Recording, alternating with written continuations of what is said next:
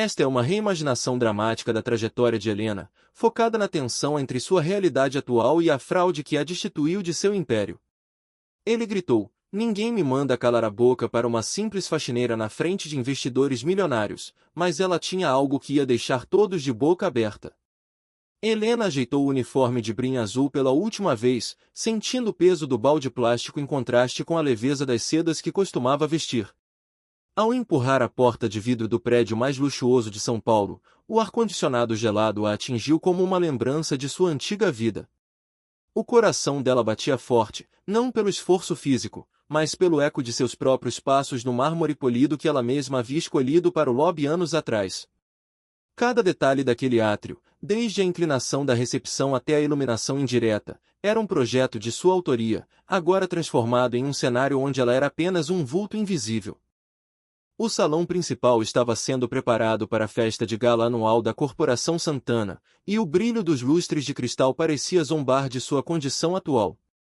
Helena observou a movimentação frenética dos garçons e decoradores, sentindo um nó seco na garganta ao perceber que sua antiga empresa prosperava sobre as fundações que ela construiu com suor e intelecto.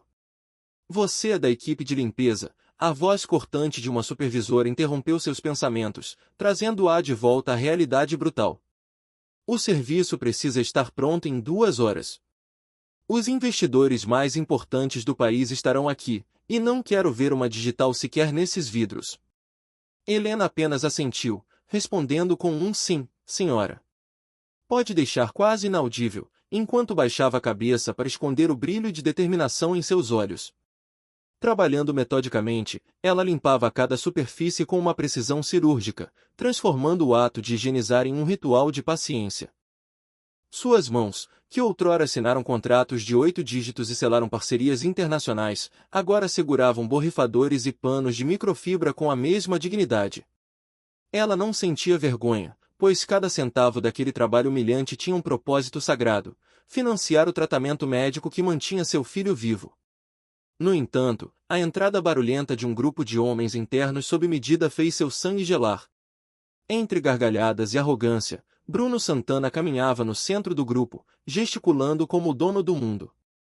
Bruno estava mais elegante do que nunca, exibindo um relógio que custava o preço de uma casa e sorrindo com a confiança de quem nunca enfrentou um tribunal moral. Helena se encolheu atrás de uma coluna de granito, observando o homem que um dia foi seu melhor amigo e sócio. Ele falava com propriedade sobre sua visão de negócios, omitindo sistematicamente que cada estratégia de sucesso havia sido roubada dela em um momento de vulnerabilidade. "Pessoal, fiquem à vontade", gritou Bruno, abrindo os braços para o salão. "Esta empresa nasceu da minha visão e do meu trabalho incansável desde o primeiro dia." As palavras dele eram como lâminas afiadas contra a memória de Helena, que sabia exatamente quantas noites ele passou em festas enquanto ela desenhava os planos de expansão. A aproximação dos Fernandes, um casal de investidores de peso, elevou a tensão no ambiente. Ricardo Fernandes apertou a mão de Bruno com entusiasmo, elogiando o crescimento da corporação. "Obrigado, Ricardo. Vocês sabem, a persistência compensa", mentiu Bruno com uma falsa modéstia que provocou náuseas em Helena. Ela se lembrou nitidamente da madrugada em que descobriu a fraude, estava grávida, enfrentando uma gestação de risco, e ele aproveitou sua ausência para forjar documentos e manipular o conselho. Enquanto ela lutava pela vida do filho, ele lutava para apagar o nome dela do contrato social. A supervisora reapareceu, ordenando que Helena limpasse a mesa central, onde Bruno e os magnatas estavam reunidos. Ao se aproximar, Helena ouviu uma investidora perguntar sobre a ex-sócia e os boatos de problemas internos. Bruno soltou uma risada condescendente e disparou: "Ah, Helena. Coitada. Ela sempre foi meio desorganizada, não tinha o perfil necessário para uma empresa deste porte. Acabou saindo por não aguentar o ritmo." Helena parou o movimento do pano por um segundo, os dedos apertando o tecido com força. Ouvir-se chamada de incompetente pelo homem que a traiu foi o gatilho final para a calma fria que ela precisava manter.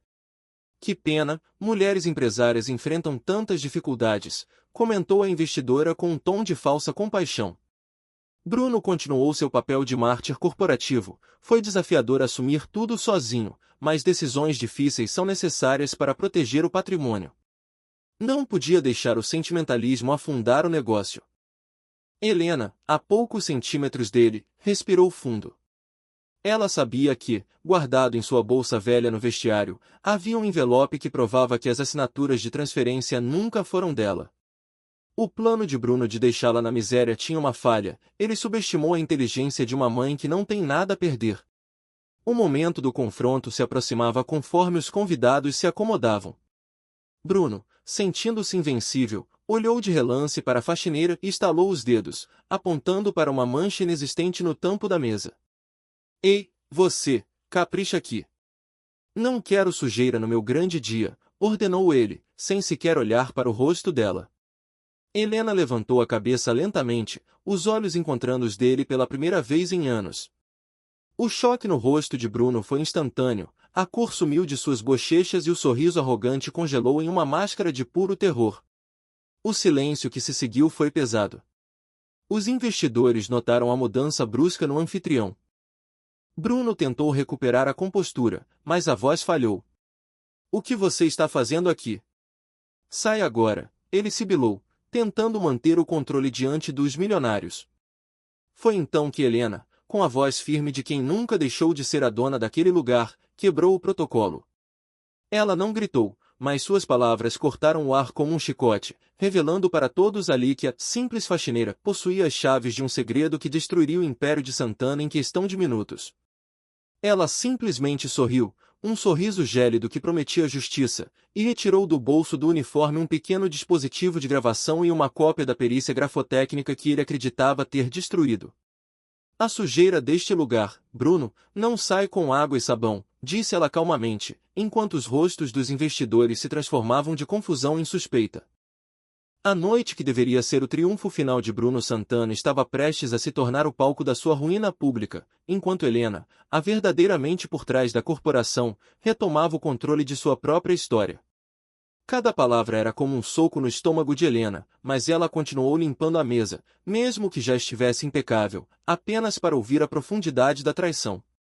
Ela observava Bruno de soslaio, sentindo uma mistura de náusea e fascinação mórbida pela facilidade com que ele mentia.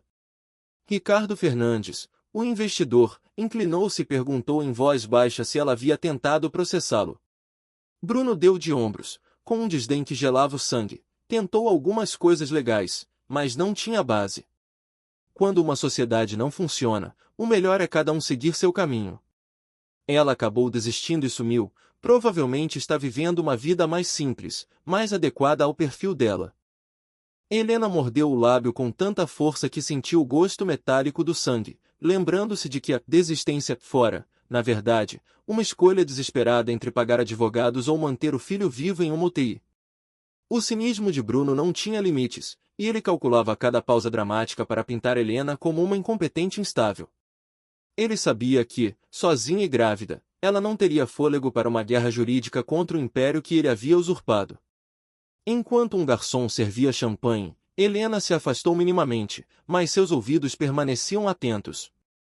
Bruno começou a descrever o novo carro-chefe da empresa, um conceito revolucionário de construção sustentável com materiais recicláveis. Sempre fui ligado em questões ambientais, juntei paixão com negócios e surgiu essa oportunidade, gabava-se ele. Helena quase deixou cair o borrifador, aquele era o projeto de sua vida, a pesquisa que ele outrora chamara de perda de tempo ecológica que não dá lucro. O salão pulsava com a elite de São Paulo, pessoas que um dia apertaram a mão de Helena com respeito e agora a atropelavam como se ela fosse parte do mobiliário. Bruno agia como um anfitrião perfeito, distribuindo sorrisos e anedotas, mas Helena enxergava as rachaduras da máscara. Ela conhecia cada medo dele, cada insegurança que ela mesma ajudara a curar nos anos de parceria. A ironia era cruel. Ele brilhava sob os refletores usando as ideias dela, enquanto ela usava um uniforme de faxineira para limpar os restos do banquete que deveria ser seu. A humilhação era palpável, mas a determinação que a trouxera até ali era ainda mais forte. De repente, Bruno subiu em um pequeno palco e bateu a colher na taça, exigindo silêncio. Atenção, pessoal! Esta festa marca o fechamento do maior contrato da nossa história, uma parceria internacional que nos transformará em uma multinacional, anunciou ele sob aplausos calorosos. Helena parou o que estava fazendo. Ela reconheceu os termos do contrato, era o projeto de expansão que ela deixará quase finalizado antes do golpe. Naquele instante, enquanto a multidão celebrava, o olhar de Bruno varreu o salão e, como se fosse atingido por um raio, ele parou exatamente sobre ela. O reconhecimento foi instantâneo e devastador. Bruno empalideceu visivelmente, perdendo o fio da meada no meio da frase. Ele gaguejou, a confiança desmoronando diante dos olhos de todos. Bruno, está tudo bem? Perguntou Ricardo, notando o suor frio que brotava na testa do empresário. Bruno balançou a cabeça, tentando recuperar o ar, mas o pânico em seus olhos era impossível de esconder. Ele via nela não apenas uma faxineira, mas o fantasma de seu maior crime, a prova viva de que sua fortuna era construída sobre areia movediça. Helena não desviou o olhar, ela manteve a postura ereta, sustentando o confronto silencioso através do mar de luxo. Por um breve segundo, o instinto de fuga gritou dentro dela. Ela pensou em deixar o balde, correr para o vestiário e sumir antes que o confronto explodisse. Mas a imagem de seu filho em casa, dependendo de cada centavo daquela diária para respirar, a ancorou ao chão de mármore. Bruno havia roubado sua empresa, seu nome e seu futuro, mas ela não permitiria que ele roubasse sua coragem. Ela não era mais a empresária vulnerável de anos atrás, ela era uma sobrevivente forjada na dificuldade, e o medo agora pertencia a ele, não a ela. Bruno terminou o discurso de forma atrapalhada e desceu do palco com passos erráticos. Helena percebeu que ele vinha em sua direção, os olhos fixos nela com uma mistura de ódio e pavor. Ele queria resolver a situação antes que alguém percebesse o vínculo. O coração dela acelerou, martelando contra as costelas, mas suas mãos pararam de tremer. Pela primeira vez em muito tempo, Helena sentiu que o poder havia mudado de lado. O destino a havia colocado naquele salão por uma razão, e o silêncio da invisibilidade estava prestes a acabar. Bruno se aproximou, parando a poucos centímetros dela, o cheiro de perfume caro colidindo com o odor de desinfetante. Ele tentou manter uma expressão de autoridade, mas o tremor em seu maxilar o traía. O que você pensa que está fazendo aqui, Helena? Você perdeu o juízo, sibilou ele, cuidando para que nenhum convidado ouvisse. Ele olhou para o uniforme dela com um nojo mal disfarçado, esperando que ela se encolhesse diante de sua opulência. Helena, porém, apenas ajeitou o pano no ombro, olhando de cima a baixo com uma calma que o desestabilizou completamente. Estou apenas limpando a sujeira, Bruno. E parece que há muita acumulada por aqui, respondeu ela, a voz saindo clara e firme, desprovida de qualquer submissão. Bruno apertou o copo de cristal com tanta força que os nós dos dedos ficaram brancos. Eu vou te dar um minuto para sair por aquela porta dos fundos antes que eu chame a segurança e acabe com o resto de dignidade que te sobra, ameaçou ele, os olhos injetados. Helena não se moveu. Ela sabia que ele não ousaria causar um escândalo ali, na frente dos maiores investidores do país, por causa de uma funcionária da limpeza. A tensão entre os dois era um abismo negro no meio da festa colorida. Helena sorriu levemente, um gesto que fez Bruno dar um passo atrás. Você pode chamar quem quiser, mas antes, talvez Ricardo Fernandes queira saber quem realmente desenhou os prédios sustentáveis que você acabou de vender para ele, disse ela com uma serenidade cortante. O pânico nos olhos de Bruno se transformou em puro terror. A simples faxineira não estava ali para pedir esmola ou emprego, ela estava ali para cobrar a dívida que o tempo não conseguiu apagar, e a verdadeira festa estava apenas começando. Ele parou bem na frente dela, bloqueando a visão dos convidados enquanto sua voz saía em um sussurro ameaçador. O que você está fazendo aqui, Helena? A pergunta pairou no ar, carregada de um pavor que contrastava com a postura inabalável de Helena. Ela não interrompeu seu trabalho, continuou limpando a superfície da mesa com a dignidade de quem não deve nada a ninguém, ignorando a tentativa de intimidação. Bruno olhou freneticamente ao redor, verificando se os magnatas estavam distraídos com o buffet, antes de se inclinar ainda mais. Você não pode estar aqui. Não hoje. Esta festa é importante demais para mim, sibilou ele, revelando sua fragilidade por trás do terno de grife. Helena finalmente ergueu os olhos, e o impacto do seu olhar fez Bruno vacilar por um segundo. Deve ser gratificante celebrar o sucesso construído com o trabalho dos outros, não é, Bruno? Respondeu ela, com uma calma que cortava como navalha. O rosto dele subiu um tom de vermelho violento e, em um impulso de agressividade, ele agarrou o braço dela com força, tentando arrastá-la para longe da vista do público. Helena se soltou com uma firmeza surpreendente, recusando-se a ser conduzida como uma criminosa. O movimento brusco não passou despercebido, e o burburinho das conversas começou a diminuir conforme a tensão aumentava. Solte o braço dela, a voz de Márcia Almeida, uma influente empresária, ecoou pelo salão, interrompendo o teatro de Bruno. Ele soltou Helena imediatamente, forçando um sorriso amarelo e desculpando-se com uma mentira improvisada sobre a funcionária estar tendo dificuldades com o trabalho. Márcia, no entanto, não desviou o olhar, ela observou Helena de cima a baixo, por um breve momento, o reconhecimento brilhou em seus olhos. A empresária assentiu em silêncio e se afastou, mas o dano à imagem de anfitrião perfeito de Bruno já estava feito, deixando-o ainda mais furioso e desesperado. Vê o que você está fazendo. Está criando situações constrangedoras. Pega suas coisas e vá embora agora, sussurrou Bruno, os dentes cerrados. A resposta de Helena veio seca e absoluta, não. Tenho um trabalho para fazer e vou terminá-lo. Bruno ficou estático, pois nunca vira aquela Helena, ele estava acostumado com a mulher que cedia para evitar conflitos, a sócia que aceitava suas desculpas. Ele tentou uma nova tática, apelando para o impacto financeiro da noite e mencionando os contratos milionários com estrangeiros. Helena apenas sorriu com amargura e perguntou, vai prejudicar muita gente ou só você? Percebendo que a sutileza falhara, Bruno apelou para a única linguagem que conhecia, o dinheiro. Eu sei que você deve estar passando dificuldades. Posso te ajudar financeiramente, mas preciso que você vá embora agora, ofereceu ele, aumentando o tom de voz sem notar que o silêncio ao redor se tornava absoluto. Helena percebeu que o salão inteiro agora era sua plateia. Ela se virou, encarou-o de frente e declarou para quem quisesse ouvir, não preciso da sua ajuda, Bruno. Nunca precisei. O que eu sempre precisei foi de honestidade, lealdade e respeito, coisas que você nunca soube dar. O silêncio que se seguiu foi sepulcral. Humilhado e acuado, Bruno partiu para um ataque desesperado e cruel para tentar deslegitimá-la. Olha só quem está falando de honestidade, gritou ele, gesticulando para os convidados. A mulher que quase levou minha empresa à falência por incompetência. Helena sentiu o impacto da calúnia, mas não baixou a guarda. Quando ela o questionou sobre sua empresa, ele explodiu, isso mesmo, minha empresa. Que eu construí com meu suor e dedicação, enquanto você só sabia reclamar e criar problemas. Ricardo Fernandes tentou intervir, sugerindo que resolvessem o assunto em particular, mas Bruno estava fora de controle. Ele apontou o dedo para o uniforme de Helena, acusando-a de chantagem e ressentimento por ser incapaz de tomar decisões difíceis. Helena sentiu as lágrimas subirem, mas eram lágrimas de uma indignação que não podia mais ser contida. Ressentimento, Bruno.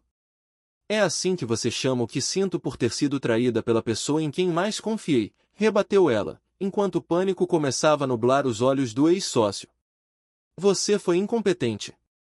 Sempre chorando, sempre inventando desculpas, disparou Bruno, atingindo o ponto mais sensível da história deles. Helena deu um passo à frente, sua voz agora ocupando cada canto do prédio luxuoso. Que tipo de desculpas, Bruno? Quando eu estava no hospital durante a gravidez de risco. Quando precisei ficar internada porque o estresse de descobrir suas fraudes estava colocando meu filho em perigo. O nome em filho fez Bruno empalidecer instantaneamente, e o choque percorreu os convidados como uma onda elétrica. A verdade começava a emergir das sombras. Isso não vem ao caso agora, tentou ele, mas Helena não permitiu que ele escapasse. Meu filho quase morreu por causa do estresse que você me causou, e você ainda tem coragem de dizer que eu inventava desculpas. Márcia Almeida aproximou-se novamente, desta vez com a voz trêmula de choque. Helena. Helena Cardoso, meu Deus, é você mesmo. O sussurro Helena Cardoso se espalhou como fogo, os investidores lembravam-se da mente brilhante que havia fundado a corporação antes do afastamento por motivos de saúde. Bruno percebeu que o chão sob seus pés de mármore estava desmoronando. Ele olhou ao redor, vendo os rostos de seus parceiros de negócios transformarem-se de admiração em profundo desprezo. Pessoal, por favor, não vamos transformar uma festa em tribunal. Helena está claramente alterada, ele implorou, mas ninguém mais o ouvia. A faxineira que ele tentará humilhar acabará de revelar que o grande empresário era, na verdade, um ladrão de sonhos e um traidor de vidas. O Império Santana, erguido sobre mentiras, começava a ruir diante da verdade nua e crua de Helena.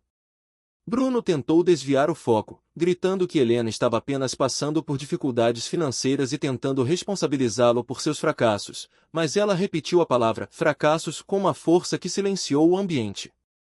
Com a voz finalmente alta e cristalina, ela o questionou sobre quais fracassos ele se referia, se era o desenvolvimento do projeto sustentável que ele vendia como seu, ou a conquista dos clientes que ainda sustentavam a estrutura daquela empresa. Bruno ficou mudo, desarmado pelo conhecimento técnico que ela ainda demonstrava possuir. Ele tentou uma última cartada, chamando-a de fantasiosa que delirante, mas o feitiço virou contra o feiticeiro quando Helena apelou para a memória viva dos presentes. Ela se virou para a plateia de magnatas e perguntou quem ali se lembrava das reuniões, dos projetos e das propostas que ela mesma apresentará pessoalmente em suas empresas. O gesto foi seguido por um movimento sutil, mas devastador. Várias mãos se levantaram e Ricardo Fernandes confirmou, em alto e bom som, que se lembrava perfeitamente do profissionalismo dela. Bruno sentiu o chão desaparecer, a estratégia de desmoralizá-la publicamente falhara miseravelmente. Acuado e vendo sua credibilidade esvair-se, ele perdeu o controle total, berrando que era o dono da empresa e que ele decidia quem falava ali. Ninguém me manda calar a boca, explodiu Bruno, revelando sua face autoritária e descontrolada diante dos maiores investidores do país. O silêncio que se seguiu à sua fúria foi ensurdecedor, expondo a todos a natureza tóxica do homem que se dizia um líder visionário. Helena, por outro lado, permaneceu como uma rocha de serenidade. Esperou o eco da gritaria dissipar, com uma dignidade inabalável, agradeceu ironicamente pela permissão para falar. Naquele momento, a plateia já estava do lado dela, fascinada pela coragem da mulher em uniforme de limpeza que enfrentava o gigante de pés de barro. Respirando fundo, Helena começou a tecer a narrativa que Bruno tentará enterrar sob camadas de luxo e mentiras. Ela explicou que o destino a colocará ali para recuperar não apenas sua reputação, mas sua alma. Diante de empresários poderosos, ela admitiu que não apenas ajudara a construir a corporação, mas a criará do zero com as próprias mãos. Um murmúrio de surpresa percorreu o salão enquanto rostos conhecidos assentiam, validando sua história. Ela deixou claro que não estava ali por ego ou disputa de méritos, mas por uma necessidade humana muito mais profunda e urgente. Estou aqui porque preciso, porque cada centavo que ganho limpando escritórios de madrugada tem um destino muito específico, o tratamento do meu filho, revelou ela, com a voz embargada, mas firme. Quando Bruno tentou interrompê-la, chamando seu relato de drama pessoal, foi prontamente silenciado por Márcia Almeida, que exigiu que Helena terminasse sua fala. A vulnerabilidade de Helena tornou-se sua maior força. Ela descreveu a luta diária para comprar remédios que custavam fortunas, enquanto o homem que a roubara vivia cercado de um luxo sustentado pelo intelecto dela. A revelação final começou a tomar forma quando Helena mencionou o início dos problemas de saúde de seu filho. Ela olhou nos olhos de Bruno e narrou o horror de descobrir, no 7º mês de uma gravidez de risco, que seu melhor amigo e sócio havia traído sua confiança da maneira mais vil possível. O salão estava em transe, a história de sucesso de Bruno Santana estava sendo desmontada peça por peça. O suor escorria pelo rosto dele enquanto ele percebia que não havia como fugir da verdade que agora ecoava entre as paredes de vidro e mármore. Eu descobri que a pessoa em quem eu mais confiava no mundo havia forjado a minha assinatura em documentos fundamentais enquanto eu estava em um leito de hospital, denunciou Helena, ignorando os protestos pálidos de Bruno. Ela detalhou como ele transferira contratos milionários para seu nome exclusivo, aproveitando-se da fragilidade de uma mãe que lutava pela vida do bebê. Os investidores, que prezavam pela ética e pela segurança jurídica acima de tudo, olhavam para Bruno com uma mistura de asco e descrença. O crime corporativo fora personificado ali, diante de seus olhos. Helena continuou sua fala, explicando que o estresse causado pela traição e pela batalha jurídica inicial foi o que desencadeou as complicações permanentes na saúde de seu filho. Cada palavra era uma denúncia de um crime que ia além do financeiro, era uma agressão à vida humana. Bruno tentava gesticular, mas parecia um náufrago sem rumo. A simples faxineira havia se tornado a juíza e o júri daquela noite, e o veredito estava estampado no rosto de cada pessoa presente no salão de gala da Corporação Santana. A força de Helena vinha de anos de silêncio e trabalho duro nas sombras. Ela não precisava gritar, a verdade possuía um peso próprio que esmagava as mentiras de Bruno. Ela terminou sua explanação conectando os projetos sustentáveis que Bruno apresentará minutos antes com os rascunhos originais que ela guardava como prova. Ela mostrou que a inovação que eles tanto admiravam era fruto de uma mente que ele tentará destruir, mas que permanecia intacta sob o brim azul do uniforme de limpeza. Ao finalizar, Helena olhou para a multidão com a cabeça erguida.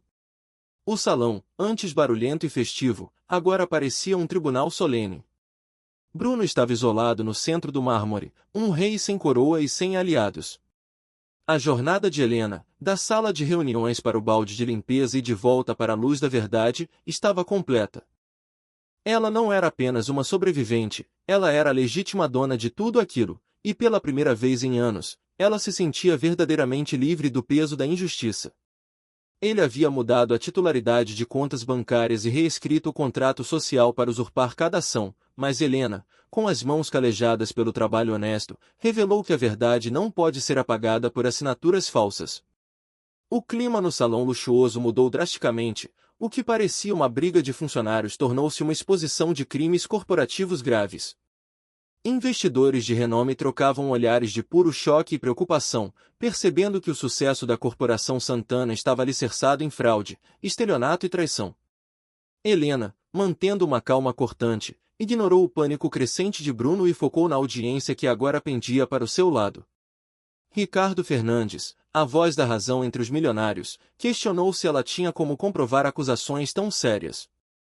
Helena sorriu com uma amargura que silenciou o tilintar das taças de cristal. Vocês acham que eu passaria todos esses anos limpando o chão se não soubesse exatamente o que aconteceu comigo? Rebateu ela, retirando do bolso do uniforme um envelope desgastado, mas guardado como um tesouro de guerra. Bruno recuou, empalidecendo a cada movimento dela, como se os papéis que surgiam fossem sentenças de morte para sua reputação. Helena abriu o envelope devagar, revelando as cópias dos documentos originais e as transferências fraudulentas. Ela mostrou as assinaturas verdadeiras em contraste com os ganchos trêmulos das falsificações feitas por Bruno. Márcia Almeida, especialista em administração, analisou os papéis com indignação crescente. A diferença é gritante. Qualquer perito grafotécnico identificaria essa falsificação de longe, declarou Márcia, protegendo os documentos da tentativa desesperada de Bruno de se aproximar. O segredo que ele acreditava estar enterrado sob pilhas de dinheiro estava agora exposto sob as luzes dos lustres de cristal.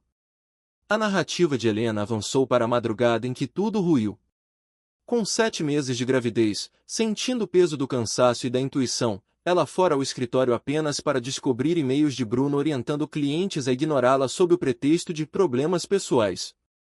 Ele havia orquestrado reuniões secretas para destituí-la sob a alegação de incompetência gerencial. Bruno, suando frio e encurralado pelos convidados que agora formavam um círculo de julgamento ao seu redor, tentava inutilmente balbuciar alguma defesa que fizesse sentido. Vocês sabem qual foi a reação dele quando confrontei.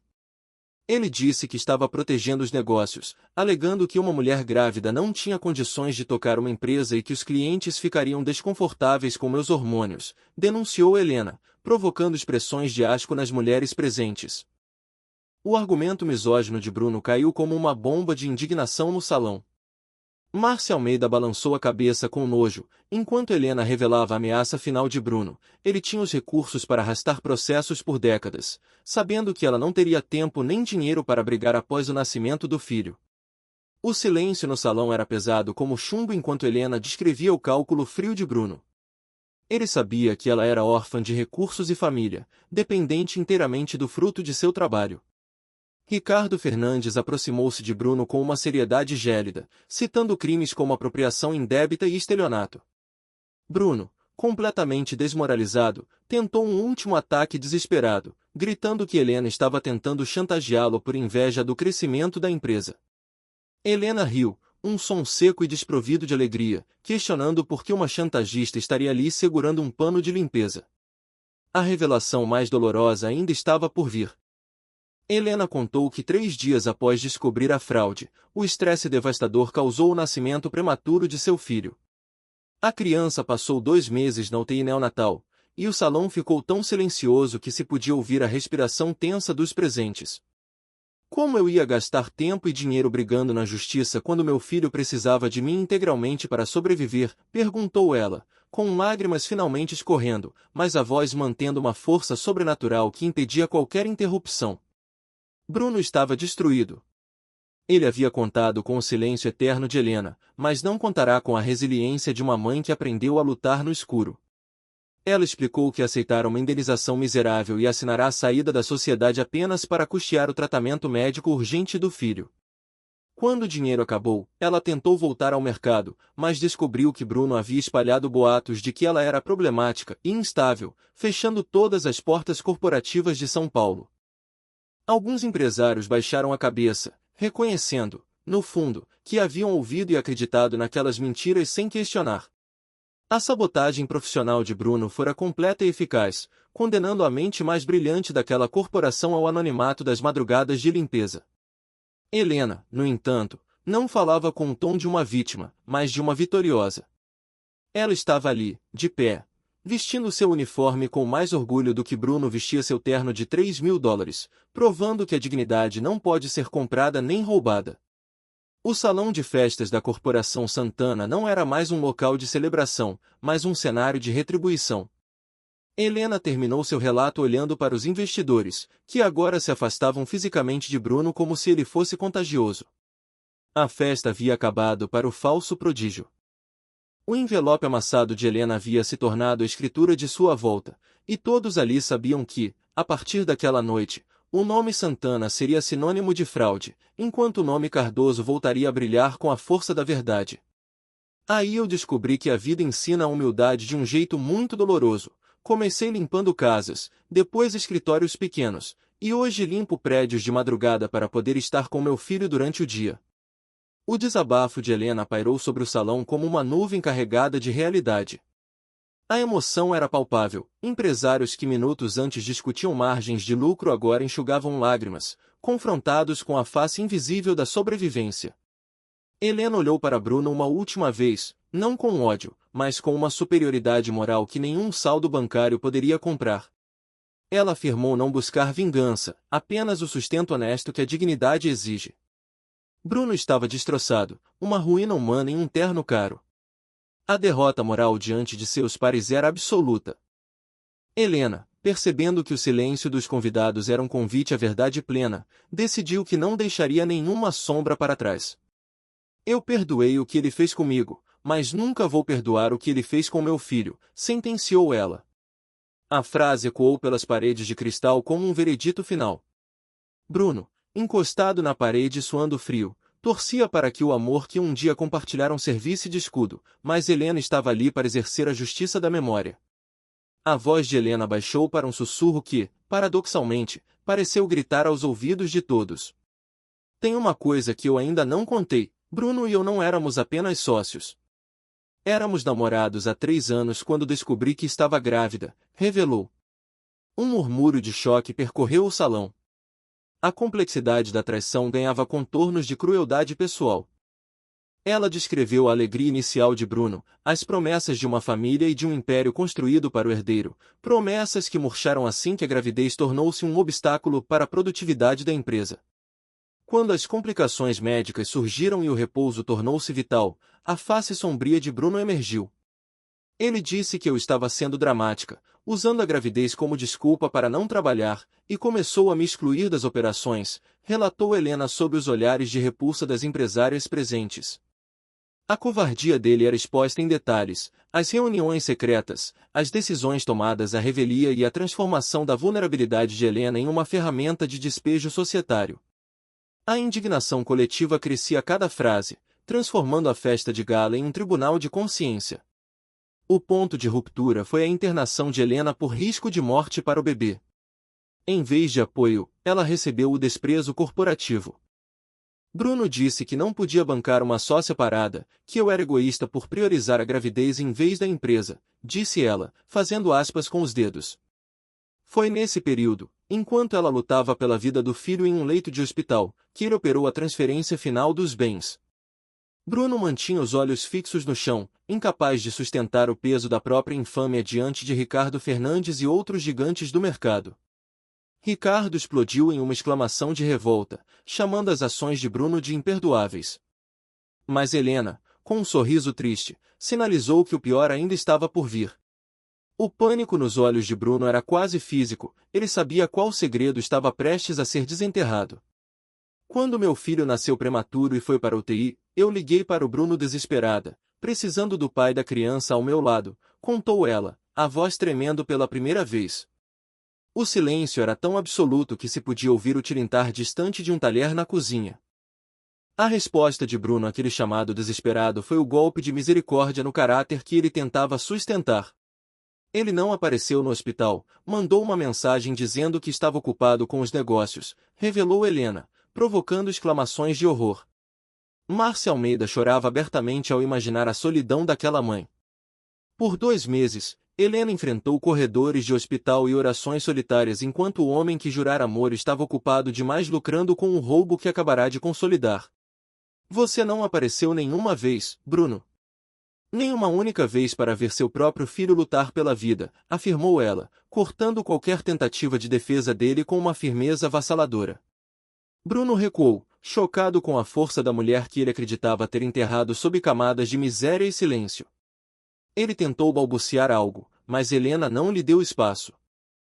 Ela era agora a dona da narrativa, a guardiã da verdade que destruía o império de mentiras erguido sobre a ausência de um pai e a traição de um amante. A trajetória de Helena de volta àquele salão não foi motivada por ganância, mas pela necessidade de que a verdade ocupasse o lugar da farsa. Ela mostrou que, enquanto ele se preocupava com o patrimônio, ela se preocupava com a vida. Você disse que estava protegendo o patrimônio do seu filho, mas a verdade é que você estava apenas alimentando sua própria vaidade, sentenciou. A cada palavra, a estrutura social de Bruno desmoronava. Os investidores que antes o cercavam agora o olhavam como se ele fosse um estranho perigoso, um par em seu próprio banquete. Ao final, Helena estava exausta, mas plena. O uniforme de limpeza, que Bruno usará para tentar humilhá-la, tornou-se sua armadura de honra. Ela provou que a riqueza real não estava nas ações da Corporação Santana, mas na capacidade de sustentar o olhar diante da verdade. Quando meu filho finalmente teve alta, eu descobri que não tinha mais nada além dele, e foi ali que percebi que, na verdade, eu tinha tudo, concluiu ela, deixando Bruno na penumbra da sua própria covardia enquanto o salão, finalmente, reconhecia sua verdadeira fundadora. Descobri que os problemas de saúde eram permanentes e que ele ia precisar de cuidados especiais para o resto da vida, mas quando implorei pela ajuda do pai, a resposta dele foi um soco na alma, não tenho certeza se sou o pai mesmo. A revelação de Helena trouxe um gélido silêncio ao salão luxuoso. Ela detalhou como Bruno, em um ato de covardia extrema, sugeriu que ela se relacionara com outros homens apenas para se desvencilhar do dever moral e financeiro. Bruno estava pálido, desmascarado diante de seus pares como um homem que não apenas roubara uma empresa, mas que negara a própria existência do filho doente para proteger sua conta bancária. Helena, porém, estava preparada para a mentira final dele. Ela retirou outro papel do bolso do uniforme, um exame de DNA, amassado e gasto de tanto ser lido em noites de solidão. Paguei do meu próprio bolso e o resultado é 99,9% de compatibilidade. Bruno é o pai biológico do meu filho, declarou ela, estendendo a prova para os convidados. O choque foi imediato. Bruno não era mais apenas o vilão de uma disputa societária, ele era um pai que abandonara o próprio sangue, tornando-se uma figura abjeta aos olhos da elite de São Paulo que o cercava. A crueldade de Bruno atingiu seu ápice quando Helena descreveu a reação dele ao ver o exame anos atrás. Ele não apenas ignorou a prova biológica, como rotulou a própria criança de problemática para justificar sua fuga. Problemática. Ele chamou nosso filho de problemático porque não queria lidar com uma criança que exigia mais do que ele estava disposto a dar, repetiu ela, deixando a palavra ecoar como uma condenação. Bruno tentou uma defesa patética, alegando imaturidade, mas Helena explodiu pela primeira vez, lembrando de que um filho não é um erro de juventude, mas uma responsabilidade eterna. Ricardo Fernandes, visivelmente enojado, foi o primeiro a se manifestar, declarando que, como pai, não conseguia conceber tamanha barbaridade. O círculo de empresários ao redor de Bruno abriu-se como se ele exalasse um miasma. Ninguém queria estar perto do homem que transformará a vida de uma mulher e de uma criança em um deserto de abandono. Helena, recuperando a calma, contou que o filho perguntava pelo pai e que ela mentia, dizendo que ele estava ocupado, apenas para poupar o pequeno de saber que o pai não sabia amar. Bruno desabou em uma cadeira, finalmente esmagado pelo peso da própria vergonha. Helena, no entanto, surpreendeu a todos ao declarar que não viera ali para destruir ninguém, mas apenas para ganhar seu dinheiro honesto. Vim trabalhar para dar ao meu filho tudo que o pai nunca quis dar, afirmou ela, transformando a festa de gala em uma aula de dignidade humana. Ela explicou que sua história era a voz de milhares de mães que enfrentam madrugadas de trabalho para pagar remédios, lutando por algo muito maior que o lucro, a vida e a felicidade de seus filhos. Quando Helena fez menção de retomar seus produtos de limpeza para terminar o turno, Márcia Almeida segurou gentilmente pelo braço. Helena, espera, não vai terminar assim. Você não vai sair daqui como se nada tivesse acontecido, disse a empresária, com os olhos vermelhos de emoção. Ricardo Fernandes e outros convidados formaram um cordão de proteção ao redor dela, ignorando completamente a festa de negócios. O foco do evento mudará drasticamente, de investimentos financeiros para uma mobilização de justiça social e reparação histórica. A resistência de Helena em aceitar o que chamou de caridade foi rapidamente rebatida pelos presentes. Márcia insistiu que aquilo não era um favor, mas justiça por tudo que lhe fora roubado, o patrimônio, o nome e o suporte durante a doença do filho. É obrigação nossa ajudar a consertar essa situação, afirmou Márcia, enquanto Bruno, do fundo de sua derrota, tentou chamá-la de dramática uma última vez. O grito de Ricardo para que ele se calasse selou o destino de Bruno. Ele era agora um pária, uma nulidade sem moral para proferir uma única palavra naquele ambiente. Helena respirou fundo, tentando processar a onda de apoio que recebia após anos de isolamento absoluto. Ela, que se acostumara a ser invisível, agora era o centro de um movimento de solidariedade genuína entre as pessoas mais poderosas do país. Márcia, dona de uma gigante farmacêutica, ofereceu imediatamente os remédios de alto custo de que a criança precisava. Outros investidores começaram a discutir como reabrir o processo de fraude documental para devolver a Helena a sua parte legítima na empresa que ela mesma fundara. A emoção tomou conta do salão quando Helena finalmente se permitiu chorar, não de dor, mas de alívio. O fardo que ela carregara sozinha por tanto tempo estava sendo dividido por mãos que podiam, de fato, mudar sua realidade. A festa de gala da Corporação Santana morrera para dar lugar ao renascimento de Helena Cardoso. Bruno assistia tudo impotente, percebendo que sua fortuna estava prestes a ser dissolvida por processos legais e que sua rede de contatos, seu maior bem, havia evaporado em uma única noite de verdades. O desfecho daquela noite marcaria o início de uma nova era para Helena e seu filho. Mais do que dinheiro, ela recuperara sua voz e o reconhecimento de sua genialidade empresarial. Ao olhar para Márcia e Ricardo, Helena percebeu que a simples faxineira havia acabado de realizar a maior fusão de sua carreira, a união entre a justiça e a compaixão. O trabalho pesado daquela madrugada havia terminado, mas a construção de um futuro digno para o seu filho estava apenas começando sob os aplausos e o apoio de quem realmente importava. A generosidade de Márcia e Ricardo não era caridade, mas um ato de justiça poética. Sou mãe também, Helena, e não permitirei que você saia daqui sem o reconhecimento que sua mente brilhante merece, afirmou Márcia com a voz embargada. O salão, antes um palco de futilidades, transformou-se em um centro de reparação. Ricardo Fernandes, impressionado com a visão estratégica que Helena demonstrou mesmo sob pressão, ofereceu-lhe imediatamente uma consultoria em projetos sustentáveis. Helena, ainda em choque, tentou protestar alegando falta de currículo, mas foi interrompida por Antônio Mesquita, um antigo cliente que a reconheceu pela voz. Antônio revelou que o sistema de logística que salvou sua empresa fora criado por ela, e que ele só não a contratara antes porque Bruno a difamara sistematicamente. Bruno tentou se esconder atrás de uma coluna de mármore, mas a vergonha era um holofote que o perseguia. Antônio continuou, confessando seu arrependimento por ter acreditado nas mentiras de que Helena era instável. Estou oferecendo a posição que você sempre mereceu, gerente de projetos especiais, com um salário à altura da sua genialidade, declarou ele, provocando uma explosão de aplausos que ecoou pelo prédio mais luxuoso de São Paulo. Helena mal conseguia processar que, em minutos, sua vida de invisibilidade terminara para dar lugar ao respeito que lhe fora roubado. A rede de apoio cresceu exponencialmente quando Patrícia Moreira, do ramo de tecnologia, aproximou-se com uma promessa técnica. Ela revelou que o software de gestão que Bruno registrou como próprio tinha rastros da autoria de Helena que sua empresa poderia ajudar a comprovar judicialmente. Márcia explicou que muitas delas já desconfiavam de Bruno, que sempre se esquivava de detalhes técnicos. Temos contatos no meio jurídico, vamos recuperar cada grama de propriedade intelectual que esse homem tirou de você, afirmou Patrícia, deixando claro que a batalha de Helena agora era uma causa coletiva. Desesperado e vendo seu império ruir, Bruno tentou uma última e patética cartada, acusando Helena de manipuladora. A resposta foi um coro de vaias que quase tremeu os lustres de cristal. Márcia, com um nojo indisfarçável, questionou como ele tinha coragem de insultar a mulher que ele abandonara grávida após roubar seu trabalho.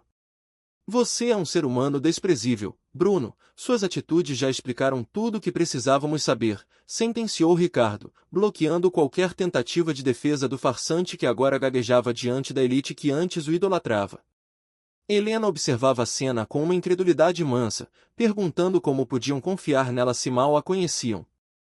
Antônio respondeu com uma sabedoria que emocionou a todos. Nos últimos 10 minutos, você mostrou mais caráter do que muita gente em uma vida inteira. Alguém capaz de perdoar o que você perdoou merece nossa confiança absoluta. Márcia acrescentou que o perdão de Helena não vinha da fraqueza, mas de uma força espiritual vasta demais para carregar o peso do rancor. Helena finalmente chorou de alívio, sentindo o fardo de anos de solidão ser retirado de seus ombros. Contudo, a humanidade de Helena foi além quando ela olhou para o homem que a destruíra. Apesar de tudo, ele era o pai de seu filho. Bruno, humilhado e sem saída, aproximou-se com a cabeça baixa e perguntou se poderia conhecer a criança. O salão mergulhou em um silêncio tenso. Helena olhou para aquele homem quebrado e respondeu com uma suavidade devastadora: meu filho tem um coração puro, ele não merece conhecer a versão de pai que você foi até hoje, mas se você estiver disposto a mudar, podemos conversar. Para provar que a mudança era real, o grupo de empresários impôs condições imediatas e inegociáveis. Márcia e Ricardo foram enfáticos: Bruno deveria começar pagando retroativamente todas as pensões, custeando o tratamento médico integral e devolvendo cada ação e projeto roubado. Era a única forma de ele tentar recuperar um resquício de dignidade humana. Eu aceito. Vou devolver tudo, vou pagar o que devo e tentar ser o pai que meu filho merece, admitiu ele em um sussurro, reconhecendo que seu reinado de mentiras chegará ao fim. Helena, firme, lembrou-lhe de que aquela dívida não era com ela, mas com o próprio filho e com a consciência dele. Márcia a abraçou com carinho, selando uma amizade que nascia da tragédia e da justiça. Helena olhou ao redor e viu não apenas investidores, mas aliados reais que transformaram uma festa corporativa em uma lição de vida. A mulher que entrou naquele prédio para limpar o chão estava saindo como a consultora mais requisitada da cidade, carregando consigo a promessa de um futuro brilhante. Ao se preparar para sair, Helena sentiu que a noite não fora apenas sobre dinheiro ou vingança, mas sobre a restauração da verdade. Ela pensou no filho em casa, esperando por ela. Naquela noite, ela não levaria apenas o sustento suado, mas a notícia de que o mundo finalmente acreditara nela. A simples faxineira havia reconquistado seu império sem precisar disparar um único grito de ódio, usando apenas a força de sua história e a pureza de seu propósito. Helena ajeitou o uniforme de limpeza uma última vez, mas agora com a cabeça erguida e os olhos brilhando com uma esperança que não sentia há anos. Ela saiu pela mesma porta de vidro por onde entrou, mas desta vez, o mármore polido não ecoava fantasmas do passado, mas sim os passos firmes de uma mulher que retomara seu destino. O sol estava prestes a nascer em São Paulo, e para Helena Cardoso e seu filho, aquele era o primeiro dia de uma vida onde a verdade, finalmente, reinaria absoluta. A dignidade sempre foi sua, Helena, apenas algumas pessoas não souberam enxergar, afirmou Antônio, selando o início de uma nova era na vida daquela mulher. 3 semanas haviam se passado desde a noite que mudou tudo, e o cenário agora era de uma esperança vibrante. Helena não estava mais segurando um borrifador em um salão de festas, mas sim a mão de seu filho em um consultório médico de ponta. Pela primeira vez em anos, o peso financeiro do tratamento não a esmagava, a promessa de Márcia fora cumprida, e os medicamentos de alta qualidade já mostravam seus primeiros milagres no semblante da criança. Mamãe, por que você está sorrindo? Perguntou o menino, curioso com a expressão radiante de Helena. Porque estou feliz, meu amor, muito feliz, respondeu ela, sentindo o alívio percorrer suas veias como uma cura. O telefone tocou, trazendo a confirmação de sua nova posição executiva na empresa de Antônio. A transição da limpeza noturna para a gestão de logística fora rápida, mas Helena possuía a competência de quem já havia comandado impérios, e agora, finalmente, o mundo corporativo se abria novamente para sua genialidade sem as sombras das mentiras de Bruno. O doutor Carvalho entrou na sala com um sorriso que Helena aprendeu a temer, mas que hoje trazia vida. Ele revelou que os novos exames eram melhores do que o esperado, com a continuidade do tratamento adequado, o menino poderia ter uma vida completamente normal. Helena desabou a chorar de gratidão ao ouvir que seu filho poderia brincar, correr e estudar como qualquer outra criança. Meu amor, você vai ficar bem, completamente bem, ela sussurrou ao se ajoelhar na altura dele, sendo respondida com uma pureza que partiu seu coração. Eu já estou bem, mamãe, eu tenho você. No caminho para casa, uma ligação de Márcia trouxe o nome que Helena ainda evitava processar. Bruno havia procurado a empresa farmacêutica para perguntar sobre o estado de saúde do filho e os custos do tratamento. Márcia relatou que ele parecia diferente, mais humilde e quebrantado, questionando se Helena algum dia permitiria que ele visse o menino. Helena parou no meio da calçada, sentindo o conflito interno. Ela não estava pronta, mas o destino parecia determinado a costurar as feridas que haviam ficado abertas por tanto tempo sob o mármore da traição. Ao chegar na porta de casa, Helena encontrou uma cesta de presentes repleta de brinquedos e livros. Entre os itens, um cartão com palavras que ela nunca imaginou ler, para meu filho, que ainda não conheço, mas que já amo, papai. O tremor em suas mãos era inevitável. Como explicar para uma criança que nunca vira o pai que ele finalmente resolvera aparecer? Quando o filho perguntou quem era papai, Helena respirou fundo e deu a resposta mais generosa que pôde formular: papai é uma pessoa que te ama muito, mas que está aprendendo a ser pai. Naquela noite, o silêncio da casa foi interrompido pelo toque do celular. Era Bruno. A voz do outro lado estava envelhecida pelo arrependimento e pela derrota. Ele confessou que, ao perder os clientes, os sócios e a empresa, percebeu que havia jogado fora a única coisa que realmente importava. Sei que não mereço perdão, que fui o pior homem do mundo, mas estou pedindo uma chance de consertar o que estraguei, implorou ele. Helena ouviu em silêncio, sentindo que o homem arrogante de 3 semanas atrás dera lugar a alguém que finalmente sentia o peso de suas escolhas. Bruno, não é comigo que você precisa consertar as coisas, é com ele, advertiu Helena, com a firmeza de uma mãe leoa. Ela deixou claro que não permitiria que ele entrasse e saísse da vida da criança como se fosse um brinquedo. Bruno prometeu que não decepcionaria novamente, mas Helena, escaldada por promessas vazias do passado, exigiu provas concretas de mudança. A conversa foi tensa, marcada por anos de dor acumulada, mas Helena sabia que, para a cura total do filho, a presença daquela figura paterna, se real e redimida, era o último degrau. Após longos segundos de reflexão que pareceram horas, Helena cedeu um espaço mínimo, mas sagrado.